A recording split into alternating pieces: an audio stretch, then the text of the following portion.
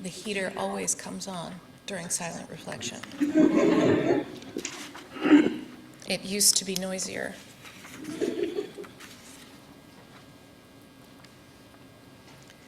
On Tuesday, January 20th, Episcopal Bishop Marianne Edgar Buddy gave a sermon at the inaugural prayer service at National Cathedral in Washington, D.C. I confess that even though it is far from the point, I cannot let that sentence pass by without wondering why we are having an inaugural prayer service in a country that purports a separation of church and state.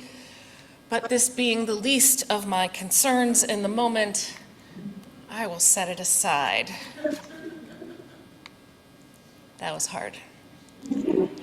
I am also happy to set that concern aside because if we are to have an inaugural prayer service, then I am grateful that Bishop Buddy was the one to lead it.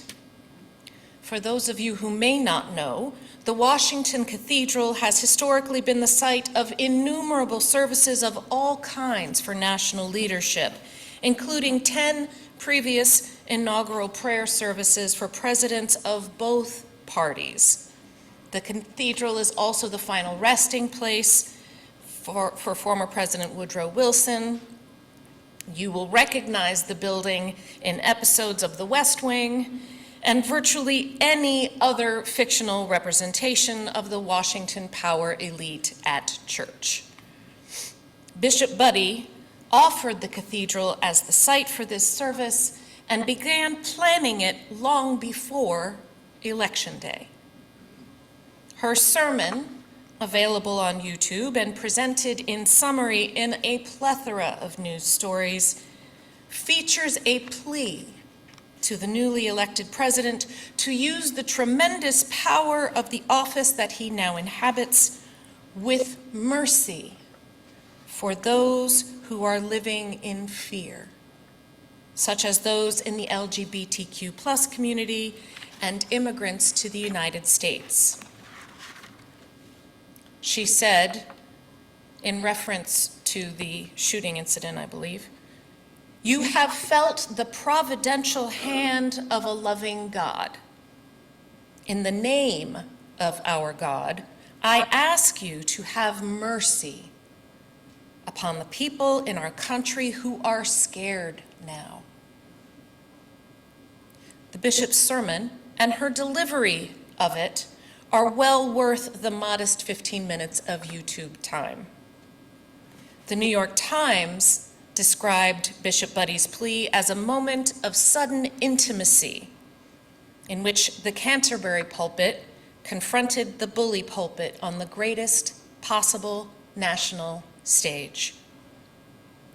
The sermon, perhaps unsurprisingly, was not well received by the new administration, who labeled the bishop as a far-left radical in order to dismiss her unquestionably Christian message. The president further characterized the bishop as nasty in tone and not compelling or smart.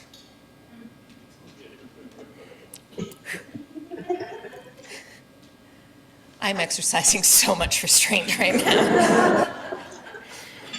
The escalation prompted a demand for an apology from our newly elected leader, a demand that Bishop Buddy has refused to meet. Bless her.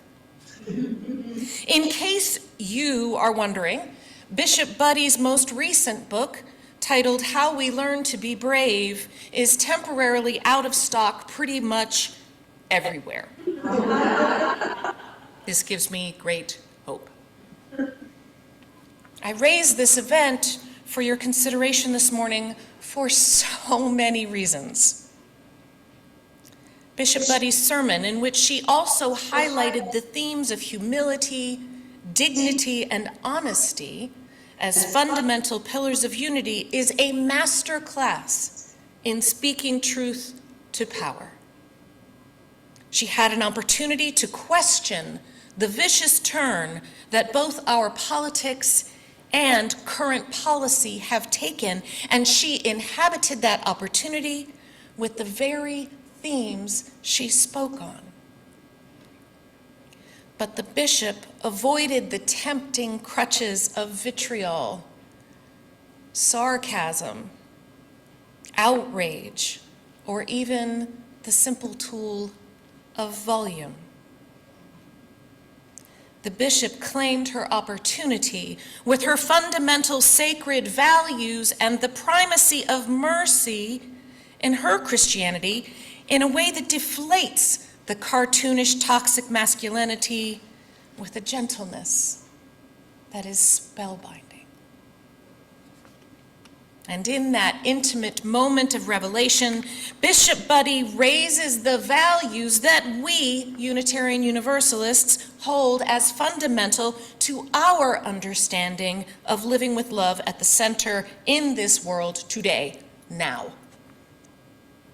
A plea for mercy on the behalf of those being vilified and oppressed is a cry for greater justice, for baseline equity, a recognition of the pluralism that underlies our national character, the interdependence of our daily reality, while holding out hope for transformation and generosity in our leadership, however misplaced or overly optimistic that hope might be.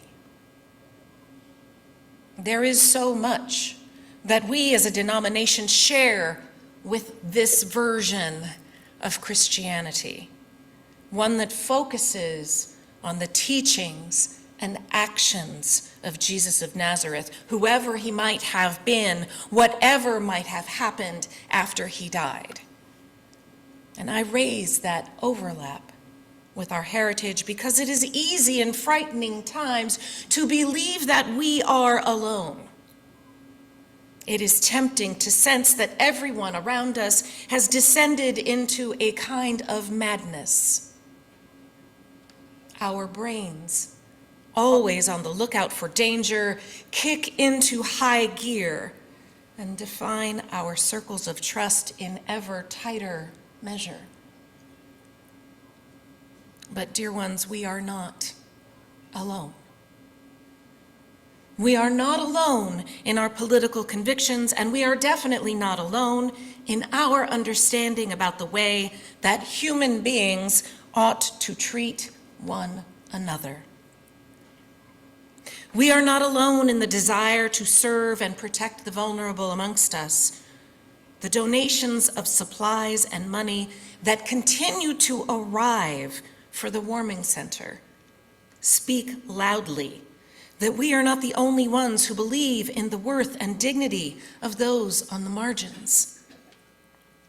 Community members from outside of this congregation have joined in to help, relieved to have a place to put their own desire to help, and according to many, delighted with the best volunteer experience they've ever had. We are not alone. We are not alone in believing in inherent worth and dignity. And we are not alone in believing in the centrality of love in the fight for a better world. And it is in those commonalities that I believe we find the equivalent of our marching orders in times such as these. It is in our shared concern for the least of these, for those on the margins, for folks who have had to fight tooth and nail for rights, for representation, for acceptance and for understanding, for compassion and dignity, and so often mere survival, that sets the path for our response, that calls us to action. And I would suggest that the action to which we are called is not one of signs and marches, which is not me asking you not to march, if that's meaningful to you. I guess what I would offer is that if you do choose to march, please also consider what I consider to be a more urgent call in the face of an administration that has absolutely no interest in what we think of their choices. The action to which we are called is concrete. It is local. And in a time of such need, such fear, such division, the action to which we are called is the gritty work of helping those in need, supporting those under attack, accompanying those who are abandoned by policy, by media attention, and by society. This is the work, and in many ways, it is the same work that existed before the election, that existed before the inaugural prayer service, that existed before the volleys of demanded apologies, refusals, book sales, petitions of support, and I imagine threats. The work is real, and it takes less energy than the outrage to which we are all driven by the deluge of policy of malintent to which we are being subjected. The number of initiatives that are being undertaken seem to me to be a strategy in and of itself. The deluge of cruelty designed to dishearten, to frighten, and to drive us out of interdependence and community, back to the isolation so recently forced on us by the pandemic, back to a stance in which we are more easily controlled. Back to an imaginary time. Friends, let me be really clear about something. It is outrageous. It is infuriating. It is rage and despair inducing. So if you feel that, if it comes over you in waves, if you are having to adjust your news consumption to function, it is not because you are weak or weird or even less civically responsible than you were last month. This avalanche of hatred is sure to inspire feelings of all kinds. Your experience of them a signal of your connection to other human beings and to the values that we share. I implore you to care for yourself by pulling back from the outrage, from that overwhelm as the executive orders and late-night layoffs pile up. I implore you to save your energy for people who need it and who will benefit far more from your decision to do something than from the paralysis that all of this activity is designed to create. I want that energy and spirit conservation for the people who are being hurt, for the people who are afraid, for those who are suffering. And friends, I also want it for you. Because I believe we are all worthy of lives that are meaningful and secure.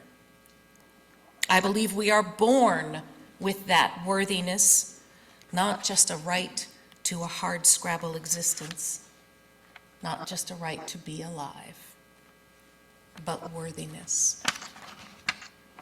We have it on arrival. Birthright worthiness, constitutional amendment not required. You do not have to prove that you are good enough to be treated with love and compassion, and neither does anyone else. You are star stuff. The dust of the universe is inside of you. Divinity is distributed amongst us in the hands, hearts, and minds all around you. Your physical reality is the result of a series of events and a combination of circumstances that will never happen again, ever. the likelihood of you is improbable. And yet, here you are, on this planet, on this earth, with me, with us, being you. And I am so grateful. Christian mystic and theologian Howard Thurman urged this understanding for Black people as the core of a Christianity that could help that segregated community of his day live with oppression and refute its most poisonous effects. Thurman tells his readers that every person is a child of God. No one is defined by the bigoted label that the oppressor provides. Radio talk show host Lurie Daniel Favors provided an image on Thursday as she intoned, "You will never be small enough for the teeny tiny boxes that oppression has created for you." And I share that here with you today. No matter what your beliefs about God or the afterlife, about who Jesus was, about whether or not there's a single way to assure your salvation, I want you all to know that you are star stuff. You are the spark of the divine. You are children of the God of your understanding, and you will never be small enough for the teeny tiny boxes that oppression and structural inequality have created for all of us. You and everyone you know are enough for love in this world, in this community, most certainly in this sanctuary, not just today, but every day. Love does not exclude. We are all worthy. No leader, no ruler, no sad, sick person can take that away. We will continue to work for legal freedom and flourishing for everyone.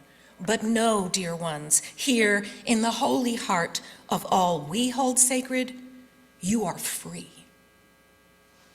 You are free to be your true self, and we will love you. In the name of all that is good and true, I bless your bountiful, holy selves, now and forever.